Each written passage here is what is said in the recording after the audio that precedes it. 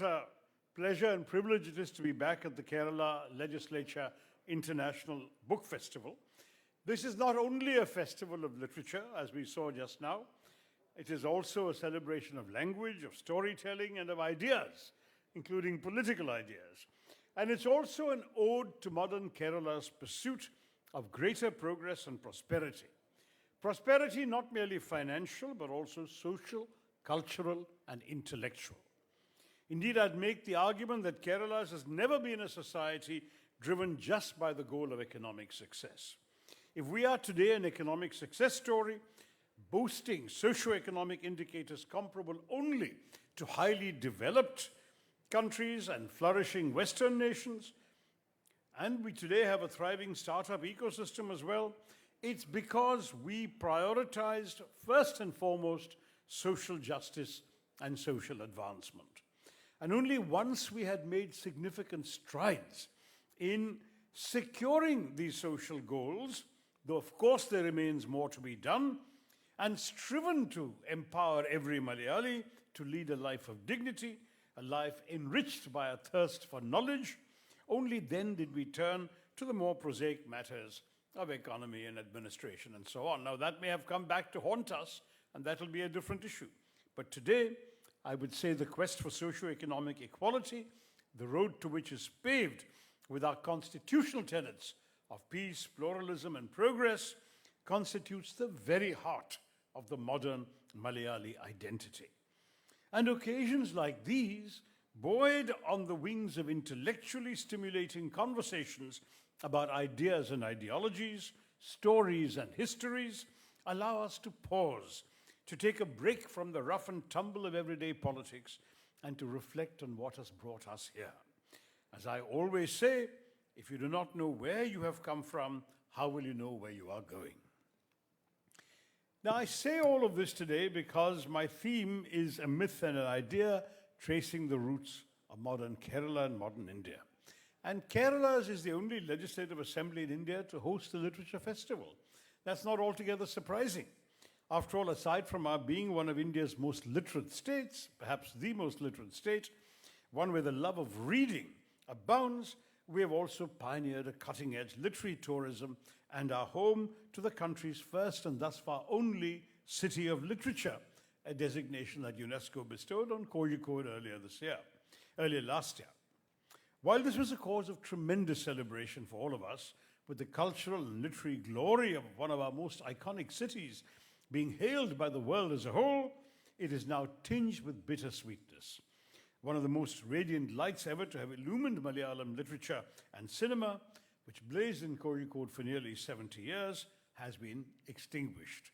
M.T. Chetan, as I knew him, M.T. Vasudevan Nair is no more, and we, of course, had, I think in many of the stages outside, his picture, including at the school Kala Utsavam as well. Even as we have gathered here today to celebrate the power of literature and language, to spark social revolutions and herald greater justice, liberty, equality in our society, we mourn the demise of one who sought throughout his life to harness this power of storytelling, who always wielded his pen to depict the truth, horrific though it may be, and rouse us from our slumber of ignorance and indifference. I mentioned earlier the constitutional tenets of peace, pluralism, and progress. So long as he lived, M.T. wrote an unwavering defense of these tenets, with searing precision and a courage of conviction that one finds but occasionally in the annals of literature. And never did this recipient of the Gyanpith Award, India's highest literary honor, surrender his creative freedom to society's whims and fancies. Instead of writing what he thought we wanted to read, he wrote what he felt we needed to read. In the process, he spurred us through his novels and screenplays and directorial ventures to do better, to be better human beings, better Malayalis, better Indians. And as a writer and industrious editor of the Madhrubhumi Aichapadapa, the Aichapadapa, of course, was required reading for everyone who cared about Sahityam. M.T. was a staunch advocate of free speech and frequently used his editorial position as also the pages of his novels and stories to promote progressive ideas and social justice. What really made him stand out for me and inspired in me a great respect for him was that in both his writing and thematic cinematic work, his staunchly secular and anti-communal outlook shine through.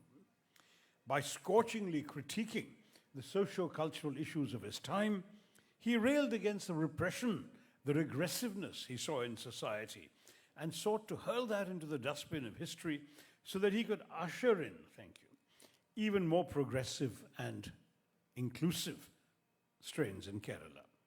His works thus emphasize the importance of love, unity, and a modern outlook.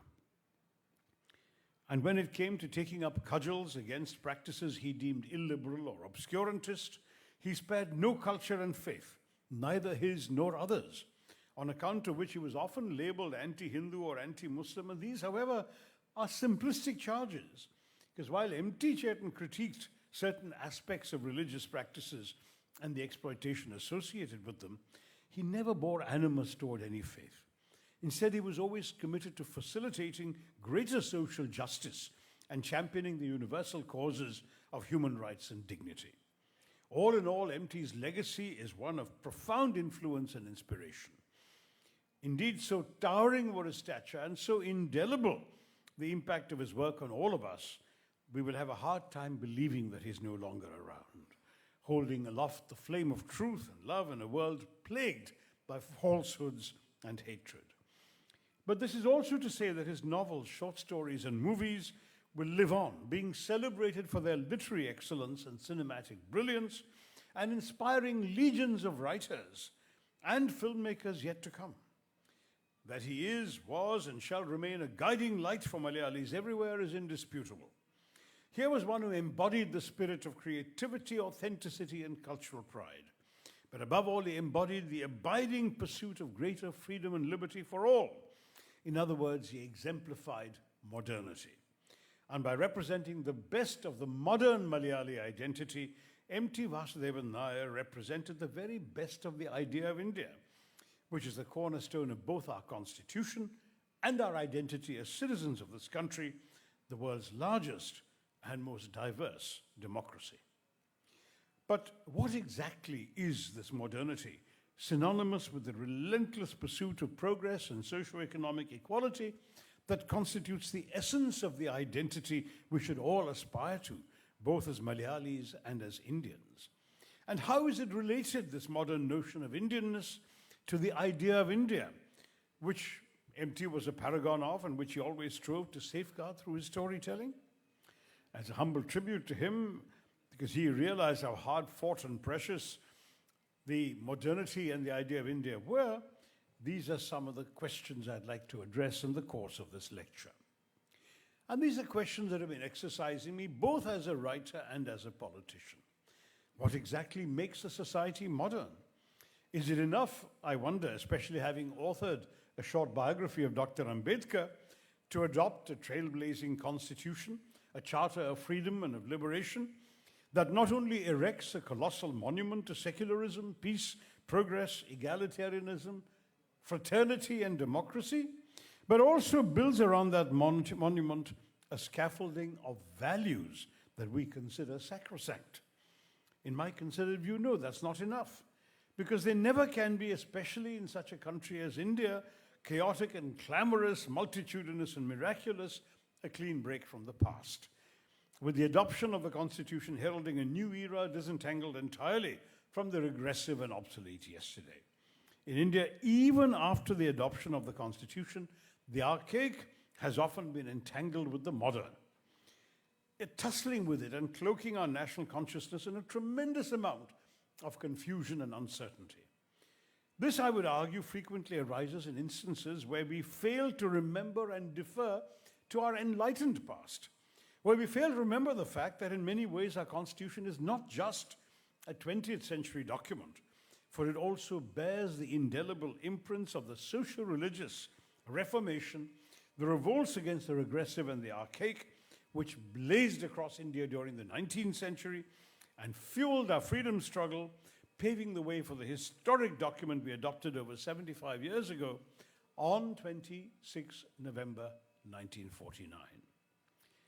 As I reflect on the theme of modernity and the quest for a uniquely Indian enlightened progressivism, my mind turns to the book I'm currently working on, which is a short, I hope, a short and accessible biography, similar to my volumes on our first Prime Minister and Law Minister, Nehru and Ambedkar respectively. However, while those two visionaries are known throughout India, with scholars and lay persons alike reckoning with their lives and legacies, eulogizing them and disagreeing with them, the subject of my next biography is sadly not known much outside Kerala, even though he should be in today's India. And I refer, of course, to Sri Narayana Guru, the wellspring of the Kerala Renaissance, the inspiring figure of the Vaikam Satyagraha. It was he who spearheaded one of the most sweeping social revolutions, not only of the 19th century, but of all times, inspiring legions of leaders and social reformers yet to come, and spawning myriad theories of what an enlightened state should look like and how a modern society should conduct itself.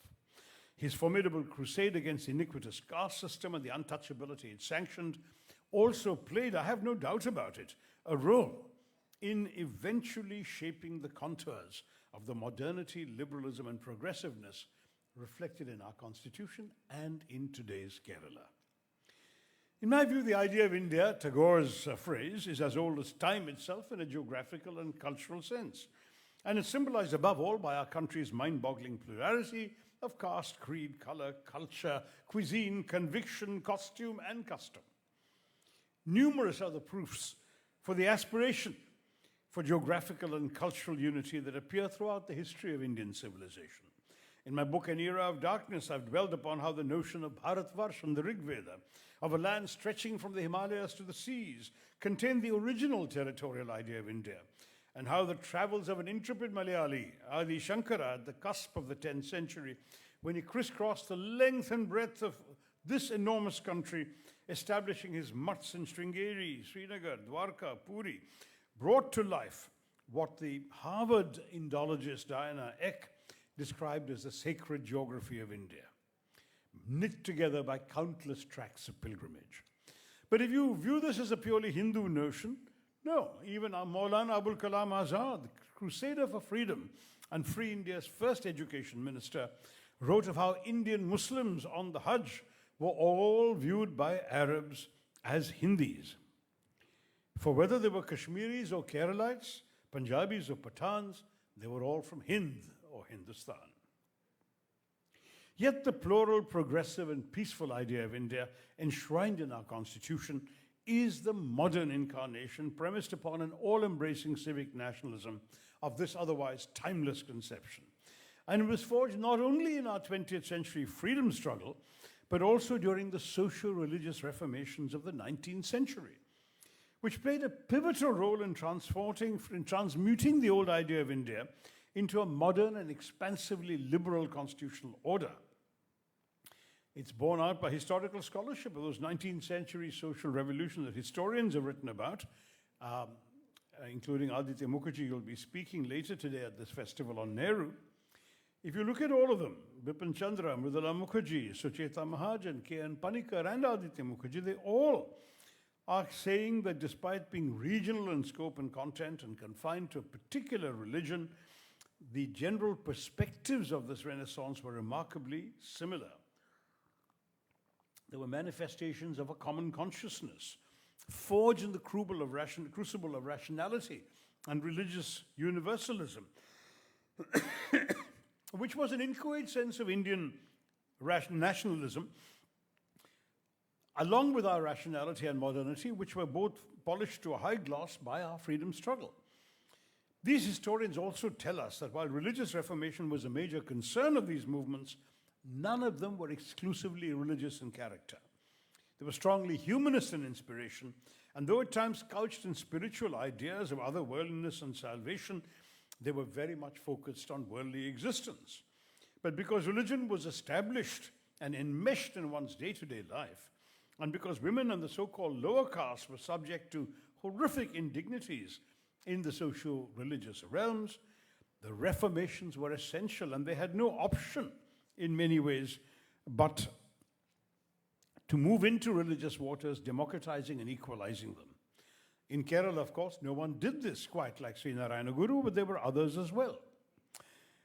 The 19th century battles for social justice, including the Kerala Renaissance, were fought not against a subjugating or invading force, but by an oppressed people against mighty individuals of their own society, their own faith, their own skin color, who've been exploiting and subjugating them from time immemorial, condemning them to lifelong misery. To dehumanize those beneath them was considered the birthright of the so-called upper caste, in the days when the invidious caste system was at its zenith all over India.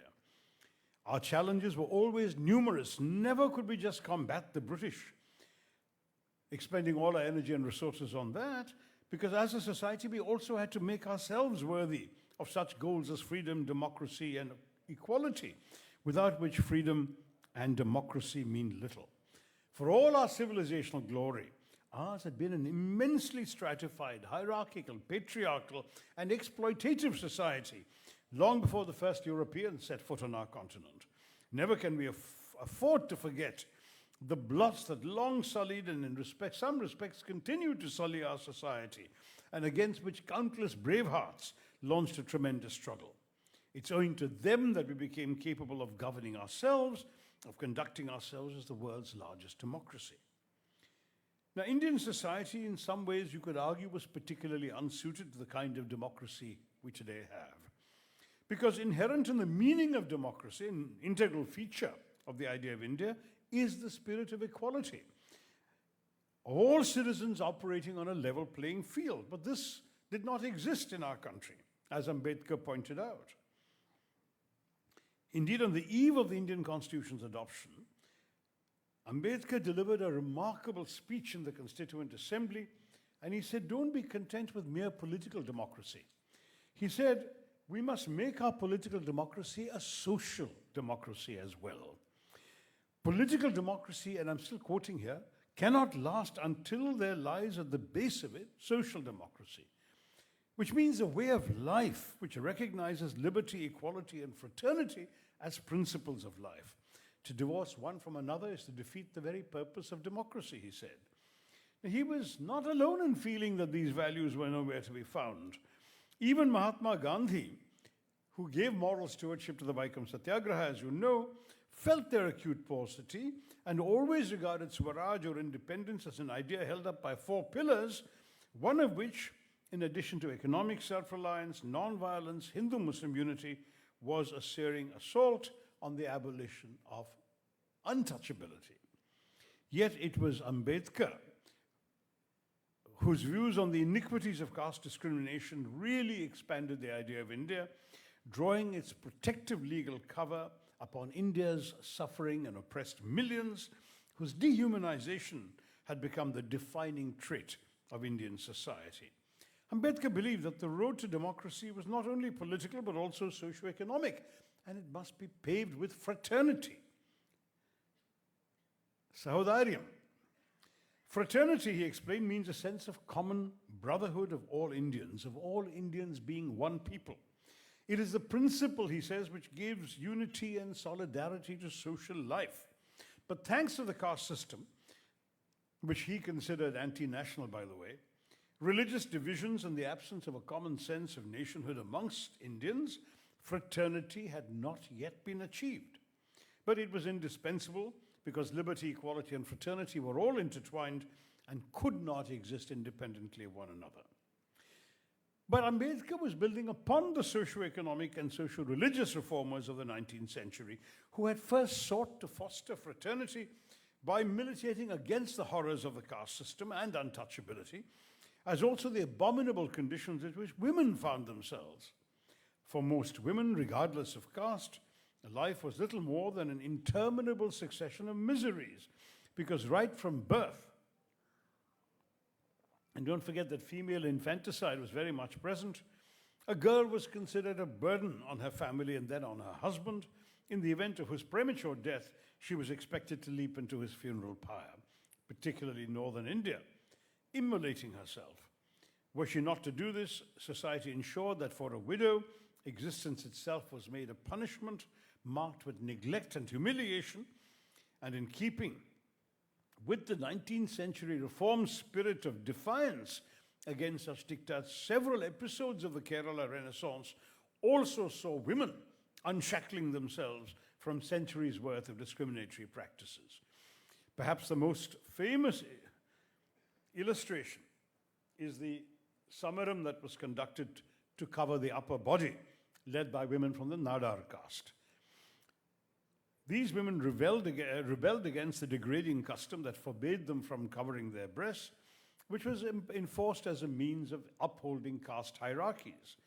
And this led to a royal proclamation in 1859, which allowed lower caste women the right to wear upper body garments, and this vindicated their claim to the dignity and equality that every human being is entitled to, but which they didn't have.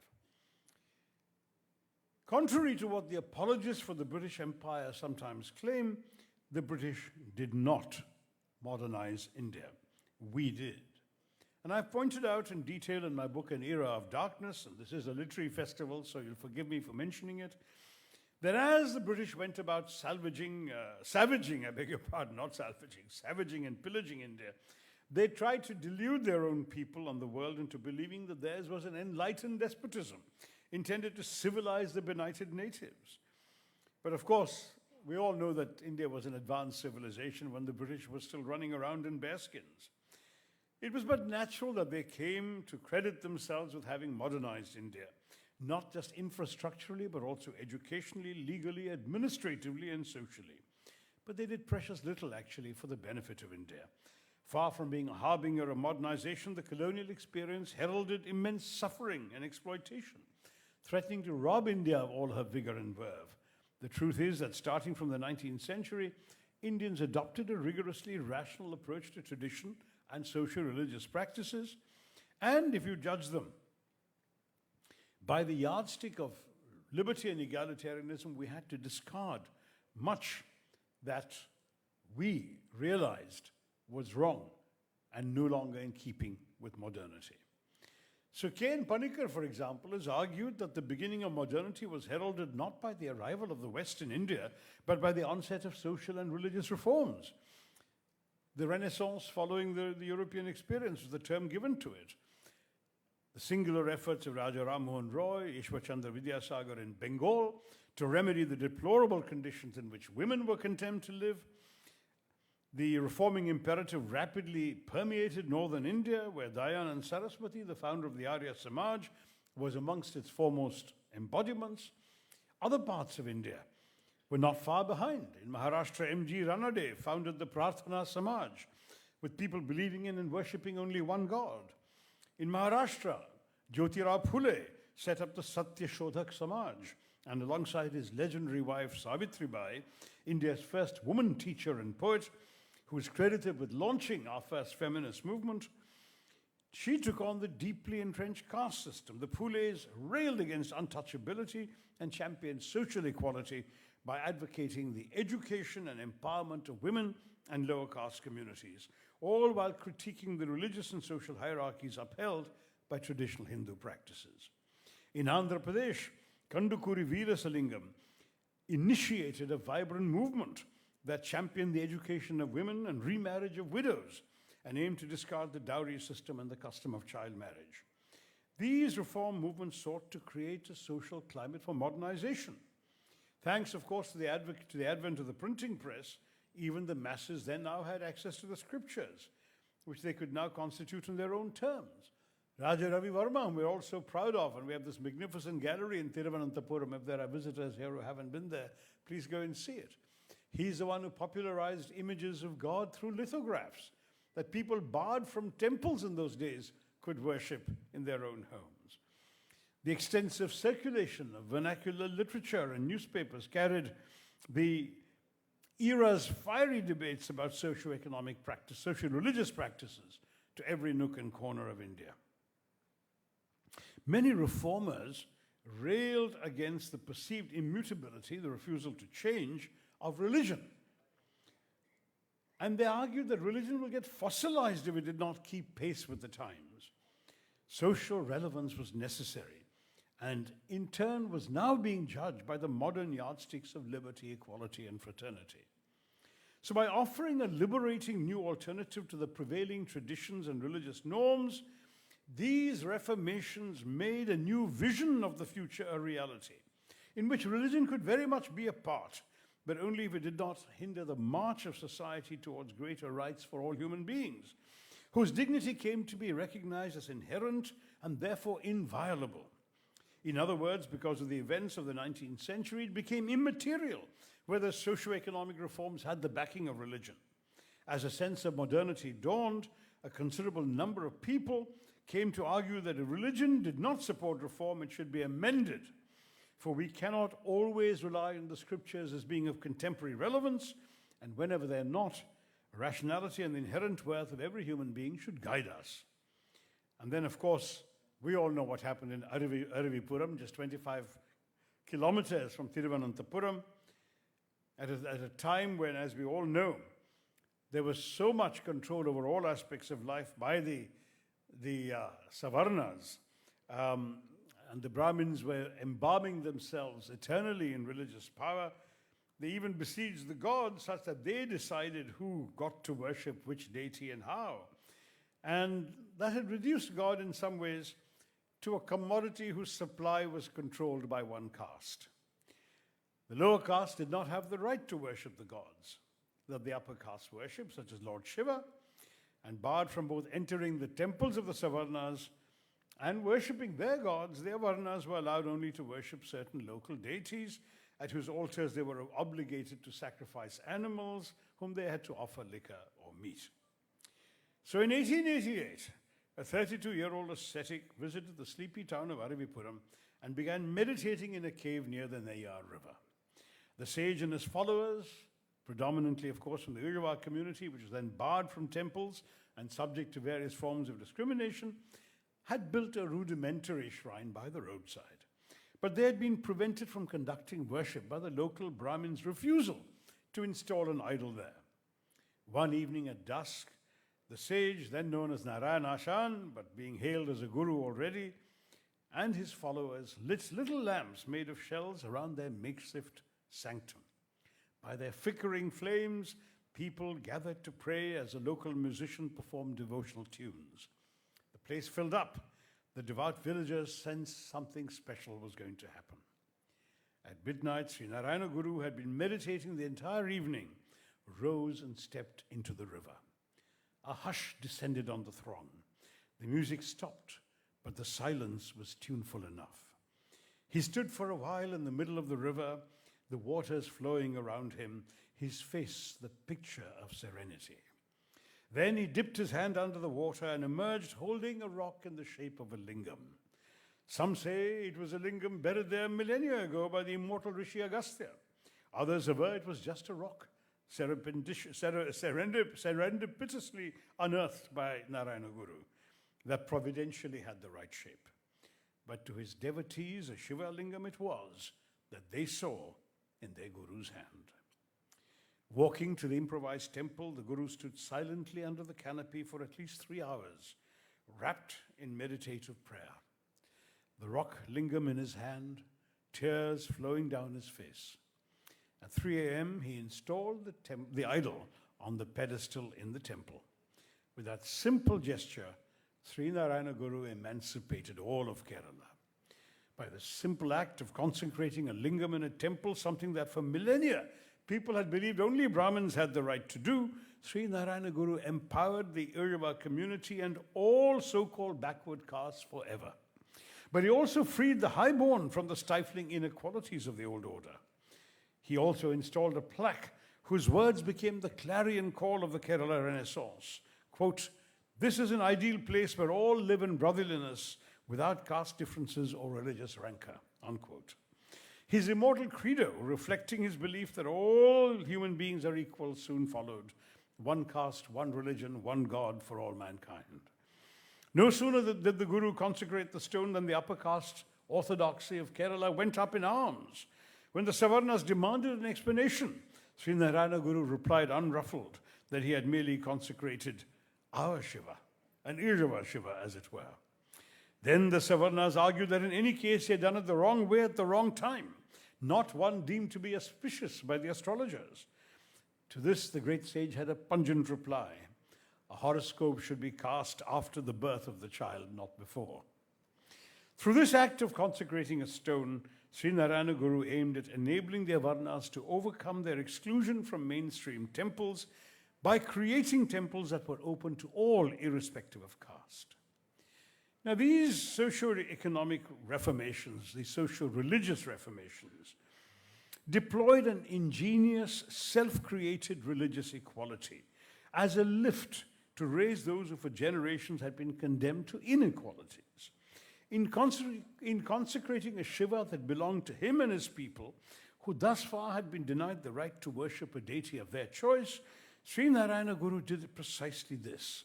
In democratizing religion, which was at the heart of one's day-to-day life in that age, he sought to foster an egalitarian society where all human beings could reside with their heads held high.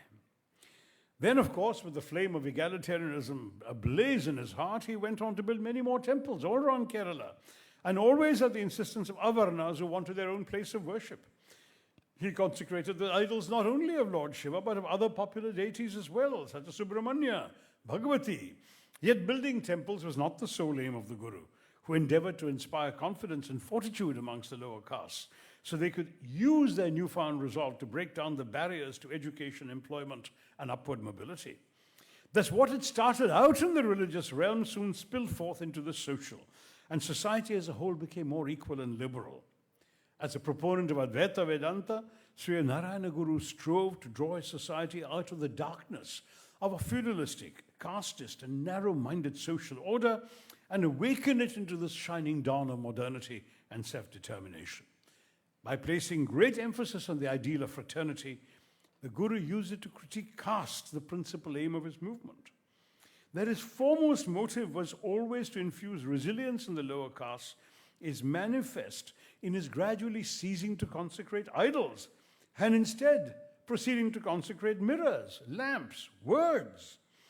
Sri Narayana Guru consecrated a mirror at Kalavankor, by doing which he resoundingly reaffirmed the Advaitic precept of Tattvamasi, or that you are, which together with the other three Upanishadic Mahavakyas underscored his doctrine that the inner immortal soul, the Atman, and the great cosmic spirit, the Brahman, are really one and the same, will merge into each other. Then at Karamukha, Sri Narayana Guru consecrated a lamp with the words truth, righteousness, kindness, and peace. These were the godly values the visionary reformer wanted humanity to venerate. And this is why I would argue that the recent debate we have seen, featuring the chief minister and many other politicians, about whether Sri Narayana Guru was for or against religion is an academic debate. It's irrelevant. The real issue is that Sri Narayana Guru worked within the religious fold to reform it, to transform it, and to transform the social structures that religion had influenced. I will address this in more detail in my book, but I couldn't resist putting it in here. Now, as you know, in 1906, Sri Narayana Guru's followers founded the SNDP, the Sri Narayana Dharma Paripalana Yogam. His first president was the Guru himself, and his purpose was to propagate his ideals. The Yogam soon became a leading light of the Kerala Renaissance, holding aloft the banner of liberty, equality, and fraternity. And the reformative venture was joined by many others. Mahatma Ayankali Sadhu Jana Paripalana Sangham, an association dedicated to uplifting the poor and securing greater rights for Dalits, especially by providing them with education, legal, and financial support. Then, as a visionary Dalit social reformer, we all know that Mahatma Ayankali in 1893 rode through Venganur in a cart driven by two bullocks with bells around their necks, which clanged as he trundled along, alerting the higher castes in the vicinity to his presence and his glorious act of defiance. This was indeed an audacious gesture, for the so-called untouchables were neither permitted to traverse public roads nor to ride in a cart, which again was solely the preserves of the upper castes. Added to this reformatory mix were the Islamic scholar Vakkam Abdul Khadir Maulavi. His campaigns for thoroughgoing social reform amongst Kerala's Muslims still resonate today. In fact, even today I have a function honoring his memory, and I'm going to be speaking there. Bestriding this revolutionary landscape and preceding these reformers were such stalwarts as Chettambi Swamigal, who decried the orthodox interpretation of Hindu scriptures by citing sources from the Vedas and strove selflessly for the emancipation of women and the elimination of exclusionary ritualism. And even before him, Saint Kuriakose Elias Chavara, the first canonized Catholic male saint of Indian origin and a member of the Syro-Malabar Church, whose colossal role in educating and uplifting Kerala's downtrodden we can scarce afford to forget. Saint Chavara was the first to bring Dalits to schools and impart them education in every subject offered, including Sanskrit. Indeed, he pioneered long before the dawn of the 20th century the midday meal in his schools. He introduced for the first time in India salaries for teachers. We only had the Gurukul system before Saint Chavara. He provided Dalit school children with books and clothes, ensuring that their lack does not compel them to drop out of school. In doing all this and more, Saint Chavara anticipated by many decades the provisions and the directive principles of state policy, Part 4 of the Constitution of India, relating to the onus of the state to educate citizens, especially the weakest and most vulnerable. Now, Nehruji, who was India's greatest romanticizer, spoke of India in the following terms. He said, "She is a myth and an idea, a dream and a vision, and yet very real and present and pervasive. There are terrifying glimpses," he continued, "of dark corridors which seem to lead back to primeval night. But also there is," added Jawaharlal Nehru with characteristic optimism, "the fullness and warmth of the day about her." Thus, describing his country in the discovery of India, Nehru was reminding us that we can never take for granted the progress India has made over many a decade and the freedom she has won after long years of grueling struggle. Generations upon generations of liberty-loving and democratic-minded Indians, including his own, labored under terrible circumstances and battled insurmountable odds to draw upon India the garb of modernity we've been talking about.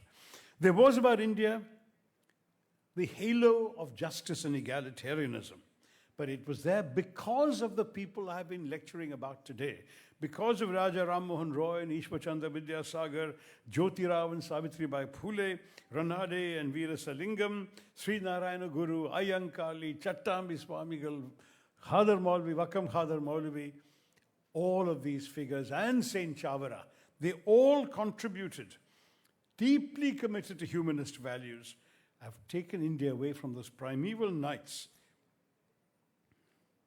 of regressive and repressive socio-economic and socio-religious notions of caste and gender, and they have lit the torch of liberty and human dignity in India.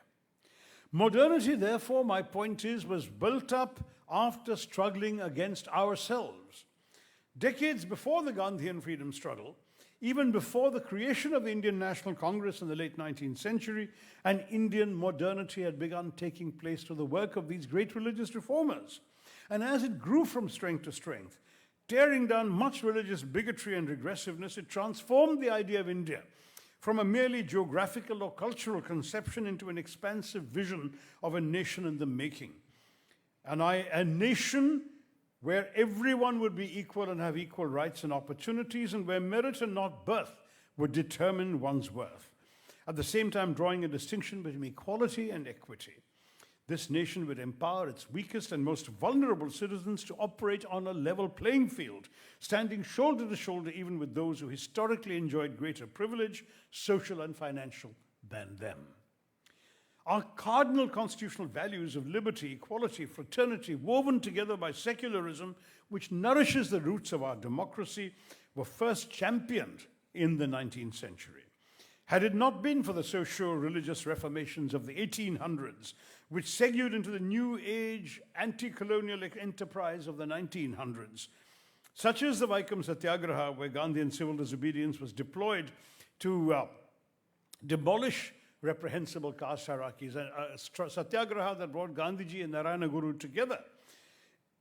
Without all of this, our constitutional idea of India would never have come into being.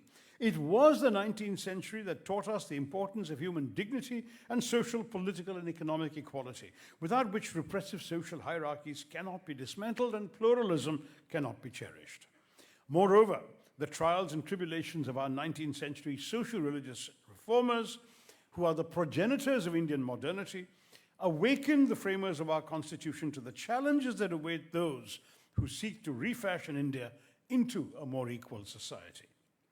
And so it was that our founding fathers, chief among them Ambedkar and Nehru, recognized the need to impose a liberal constitution upon a decidedly illiberal society.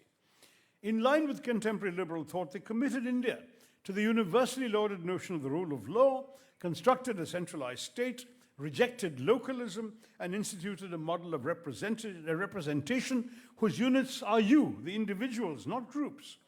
Pursuant to this democratic setup, each and every Indian voter and citizen was to exercise agency as an individual in the democratic project, could not be reduced to the pre-existing loyalties and rights of caste or religious affiliation. Into the moral fabric of modern India, our founding fathers were wove together into this fabric a fervor of social justice and political and economic equality, creating a state that could be liberal, secular, fair, egalitarian, and without imposing artificial identities on them, allowed every individual citizen the freedom to forge his or her own path and break away from the circumstances of their birth. They strive freely for both their communities and themselves. Thus, the Constitution granted representation not to religion or caste, one's predetermined identities, but to one's individual expression of agency. That is why the individual vote was so important. Democratic politics cannot be reduced to the advocacy of pre-established interests.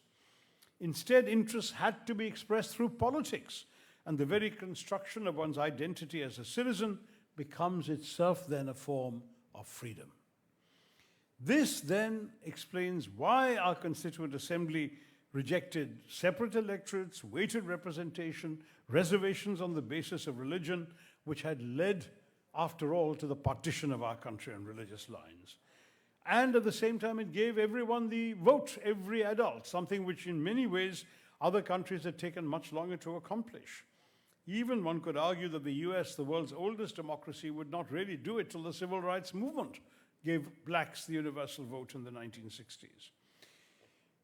We not only then abolished the sin of untouchability, but instituted the world's oldest and farthest reaching affirmative action program in the form of reservations for scheduled castes and later for the other backward classes. We rejected two extreme exclusivist ideas, one of Pakistan on the one hand, and the other the mirror image here of a Hindu Rashtra. Instead, we have a constitution that is all-inclusive, that upheld a secular idea of India, that fostered a civic nationalism against any ethno-nationalism based on religion, language, culture, and ethnicity, ensuring that all who call our country their home are equal citizens with equal rights and opportunities, irrespective of their differences. This is what the socio-religious reformers of the previous century, whom I have spoken about, would have wanted as well. So, let me try and wrap up where we are. There is undoubtedly, in the picture I've portrayed, a history and a movement. Socio-religious reform, transforming religious practices, social practices, bringing in a notion of modernity, embracing it, attaching it to constitutional rights, giving us today the democracy we all celebrate, cherish, and work in. And that narrative is extremely important because when we adopted a constitution, we, the people of India, gave to ourselves, it championed all these ideas I've been talking about for the last 40 minutes. The ideas of liberty, equality, fraternity, setting us on the path to peace, pluralism, and progress. Over the past 10 years, however, a disillusionment with this expansively liberal idea of India has crept into the hearts of many Indians, while their minds have been chilled with the fear of a vindictive imperious government. It's impossible now to escape the perception that increasingly only the bare bones of our democracy are sustained by our elections, even as it sinews our parliament, legislatures, judiciary, news media, civil society, public universities, watchdog agencies are either hollowed out or hijacked. More pernicious still is the politics of religious hatred, the vigilantism in the name of religion, the villainizing of minorities, and the brazen communalization of our politics, polity, and public life, which sadly has been enabled in the last decade. Taken together, these trends represent our constitution makers' worst fears and challenge the idea of India I've been describing to you all, the cornerstones of our democratic republic.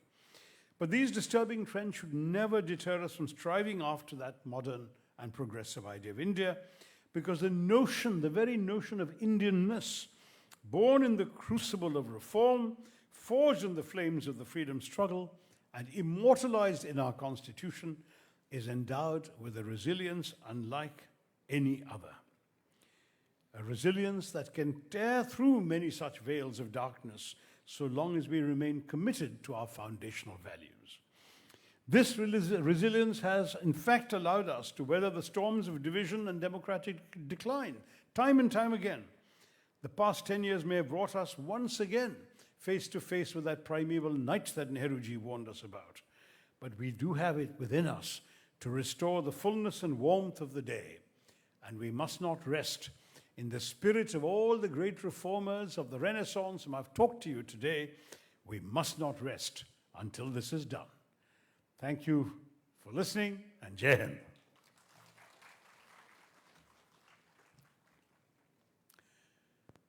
If anyone has any questions, very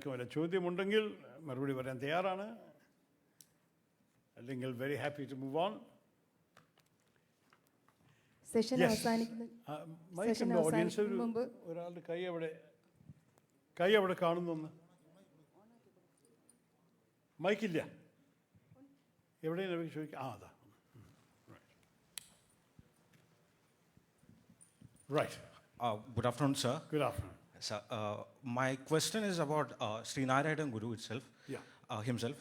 The thing is, we see a trend of people, like social reformers, being misinterpreted and, for example, Srinarayan Guru, who happened to be the greatest critique of the caste system, being misinterpreted as a propounder of a particular caste. I agree. Or, as the same person who said, Ore jadi, ore devam, ore madam,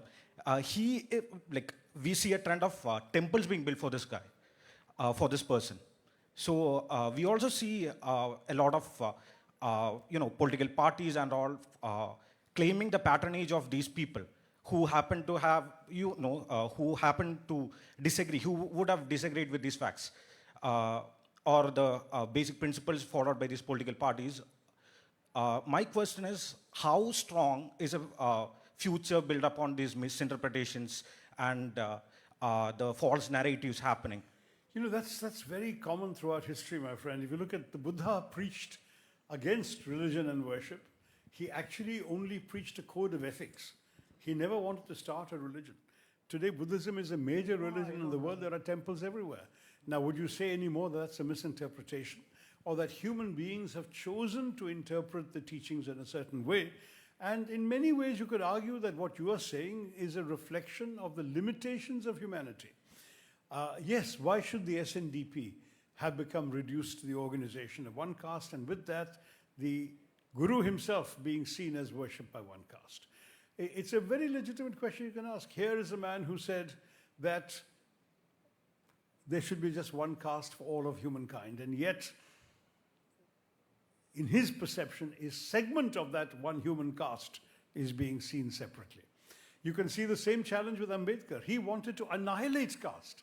But in his name, we have entrenched caste in the form of the particular issues relating to the Dalit community.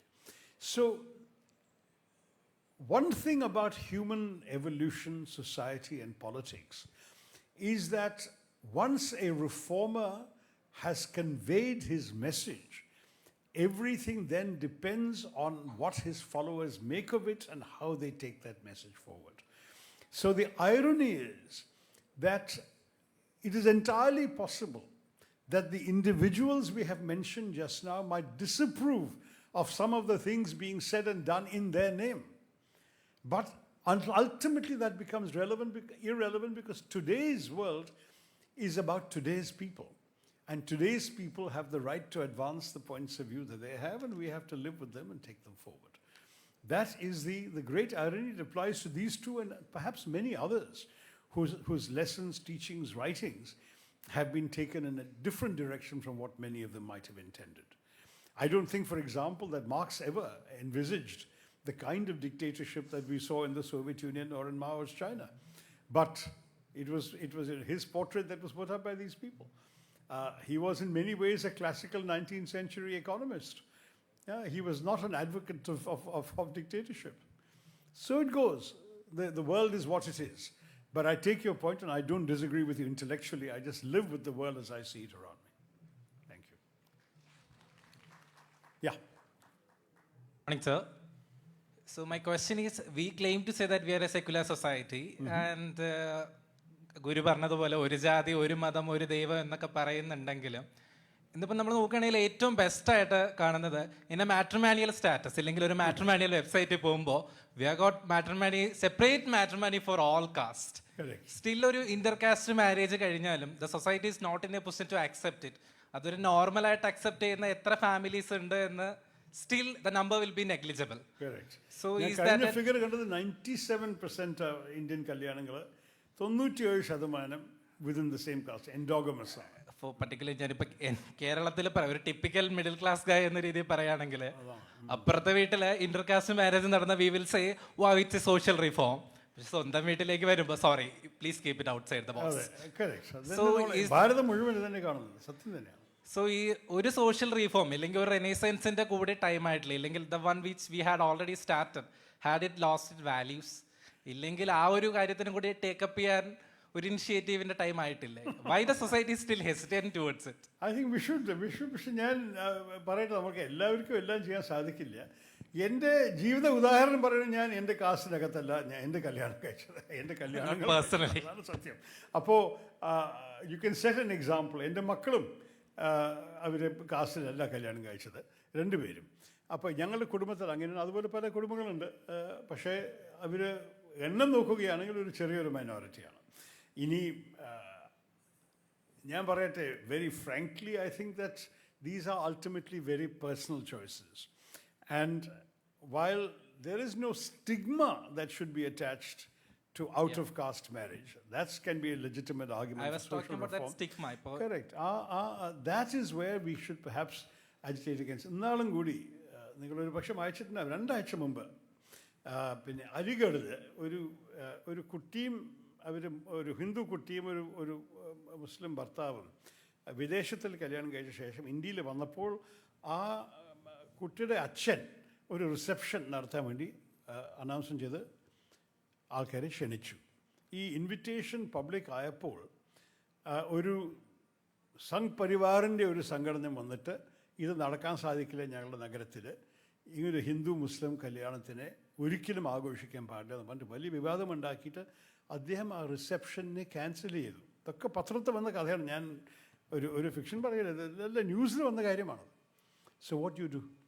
ഇതാണ് നമ്മളുടെ രാജ്യം, ഇങ്ങനെയാണ് നമ്മളുടെ പെരുമാറ്റം. പറഞ്ഞാൽ he could have gone ahead. Nothing he is doing is against the law. But what would have been the social consequences? What would have been the risk of disturbances, violence, spoiling the occasion for people?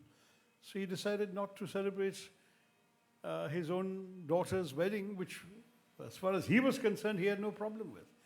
So social pressure is a very frightening thing. It is not easy. And I think we have to understand that in our society, in particular, people who are willing to challenge convention can usually do it only for themselves rather than attempt to impose it on others.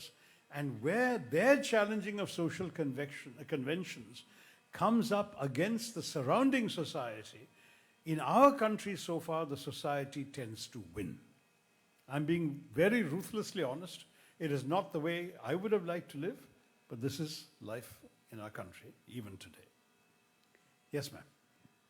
Sir, I'm Dr. Glory Matthew, a writer. Your last sentence, I would like to borrow that you should be restless to overcome our secularism in our country. Then sympathetically, നമുക്ക് പറയാം what is happening in the in our country, especially in the northern part of our country. Last month ഞാൻ മഹാരാഷ്ട്ര പോയിരുന്നു, ഉത്തർപ്രദേശ് പോയിരുന്നു. 8th and 9th സ്റ്റാൻഡേർഡിൽ social സ്റ്റഡീസിൽ നമ്മുടെ മഹാത്മാഗാന്ധി ആത്മഹത്യ ചെയ്തതായിട്ട് പഠിപ്പിക്കുന്നുണ്ട്. Nobody could protest that. എന്തുകൊണ്ട് നമുക്കതിനെതിരിടാൻ സാധിക്കുന്നില്ല? ഇത്തരം വ്യാജമായിട്ടുള്ള ചരിത്ര സത്യങ്ങളെ വളച്ചൊടിക്കുമ്പോൾ, നമ്മുടെ വിശ്വാസങ്ങളെ, മതപരമായ വിശ്വാസങ്ങളെ എല്ലാം വളച്ചൊടിക്കുമ്പോൾ എന്തുകൊണ്ട് നമ്മളിങ്ങനെ ഹെൽപ്ലെസ് ആയിട്ട് കയം നടത്തി നിൽക്കുന്നു എന്നുള്ളത് എനിക്ക് നിങ്ങളെപ്പോലുള്ള എം പിമാർ അവിടെ അല്ല, ഇത് എനിക്ക് അറിഞ്ഞില്ല. ഇങ്ങനൊരു ക്ലെയിം ഉണ്ടെങ്കിൽ നമ്മൾ ഓഫ് കോഴ്സ് നമ്മൾ തർക്കിക്കുക. സർക്കാരിനോട് പറയുന്നതിന്റെ അടിസ്ഥാനത്താണ് ഈ നുണ കുട്ടികളെ പഠിപ്പിക്കുന്നത്. നമുക്ക് ശരിക്കും സെക്കുലറിസം എന്നുള്ളത് ഭരണഘടനയിൽ മാത്രം എഴുതപ്പെട്ടിരിക്കുകയും ജീവിതത്തിൽ ശരിക്കും the individuals, the citizens, sir പറഞ്ഞു യു ദ ഇൻഡിവിജ്വൽസ്, പക്ഷേ എൻ്റെ അവസാനത്തെ പാരഗ്രാഫ് ഞാൻ എന്താ പറഞ്ഞത് എൻ്റെ പ്രസംഗത്തിൽ, ഞാൻ പറഞ്ഞു ഇതന്നെയായിരുന്നു. ദാറ്റ് ഈ 10 വർഷക്കാലം ഞാൻ പറഞ്ഞ പല കാര്യത്തെ ഒരു വെല്ലുവിളി നേരിടുന്നുണ്ട്. There's no doubt about it. There is a challenge. Sympathetically. സത്യമാണ്. പക്ഷേ we should continue fighting the good fight. അപ്പോൾ if you can send me details about these textbooks, I will take it up. എനിക്ക് ഒരു പ്രശ്നമില്ല take up ചെയ്യാൻ. ഇങ്ങനെ തെറ്റ് പഠിപ്പിക്കാൻ അർത്ഥമില്ലാത്ത കാര്യമാണ്. പക്ഷേ നമുക്ക് ഒരു കാര്യം അറിയണം, ഈ ചരിത്രത്തിനെ മനിപ്പുലേറ്റ് ചെയ്യണത് എല്ലാവരും ചെയ്യുന്നൊരു കാര്യമാണ്.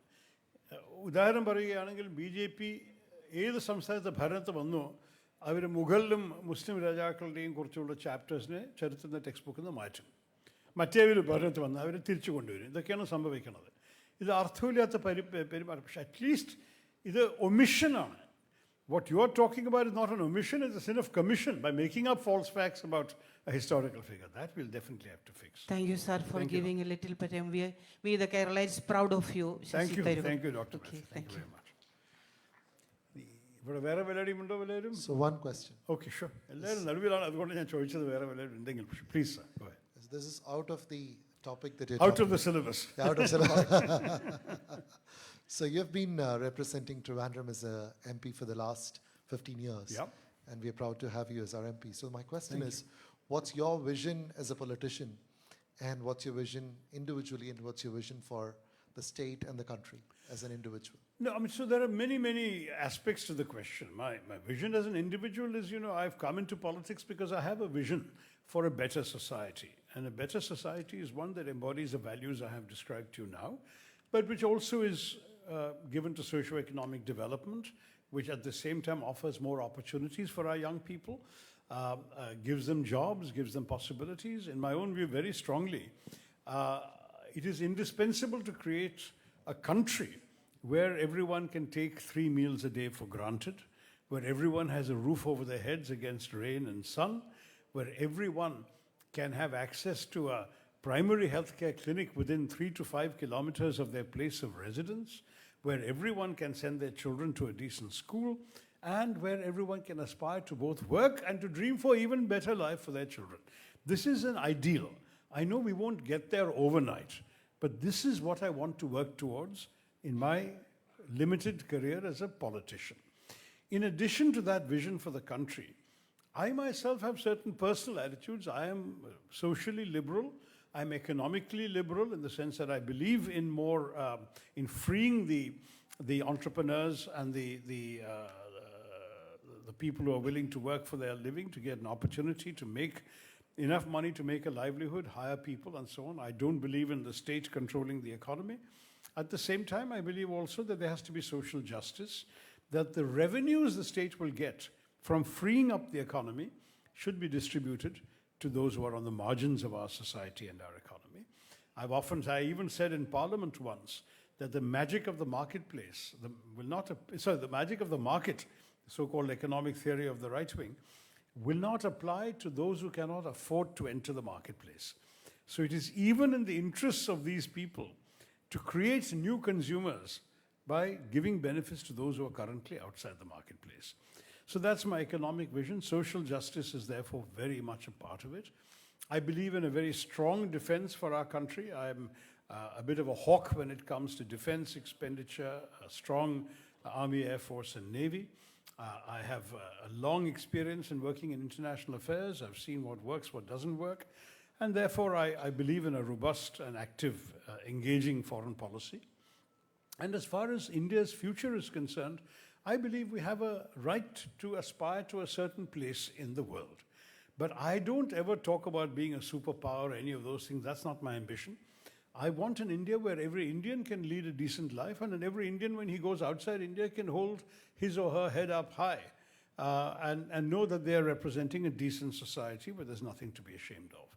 I don't think we've achieved that. I don't think we're yet.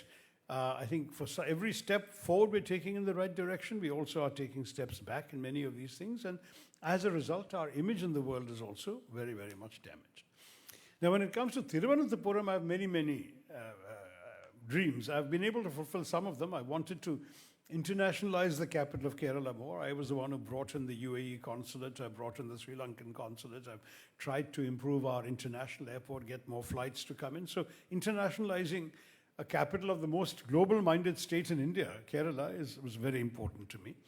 I'm very strongly keen on developing our techno park. When I first came, it was about 15,000 people. Today, it's more like 75, and that's partially, I don't take the full credit at all, but partially because I have played my own contributory role in bringing in many companies, including multinationals, here, and they're employing people in Kerala, which is very good for the local economy as well. I'm a strong advocate of developing the infrastructure of Kerala. Again, the national highway. I was the first Kerala MP to bring a national highway expansion, the bypass from Karakotam to the Tamil Nadu border. Ahead of anywhere else, we have that section done because I had that vision in my first term as an MP. And at the same time, trying to strengthen our healthcare. I've been fighting for everything, for the super specialty hospital, which came during the UPA government, for the mental hospital, where the party in power now took the money away to the Kozhikode and gave us only a small amount, but we needed money for the mental hospital here as well. And also for the Ayurveda hospital. I've been agitating for Trivandrum to have a national university for Ayurveda. Once again, the state government has other preferences. I think they want it somewhere else. But these are all challenges when you're representing a particular area. You have to think of your own area because that's your area, but the state government will have other interests. And don't forget that we don't have very much, in fact, we have no executive power. The power of an elected representative like an MP is that of persuasion, of advocacy, of speaking. Executive authority, budgetary authority are in the hands of the state government and the central government. And therefore, everything that I've been able to point to as accomplishments, I have done only through my own efforts, tireless lobbying, persuasion, letter writing, meetings, all of that. But when it comes to delivering on is Trivandrum today the kind of place I would ideally like it to be? No, it's not. We still have a long way to go. But with whatever means I had available, I did the best I could. Thank you. Very. Thank you all very much for listening to me. Jai Hind. വളരെ മനോഹരമായ ഒരു talk സെഗ്മെന്റിന് നന്ദി sir. Doctor Shashi Tharoor എം പിക്ക് KLIBF-ന്റെ സ്നേഹോപഹാരം സമ്മാനിക്കുന്നതിനായി ബഹുമാനപ്പെട്ട നിയമസഭാ സെക്രട്ടറി ഡോക്ടർ N. കൃഷ്ണകുമാറിനെയും സ്വീകരിക്കുന്നതിനായി ശ്രീ ശശി തരൂരിനെയും ക്ഷണിക്കുന്നു.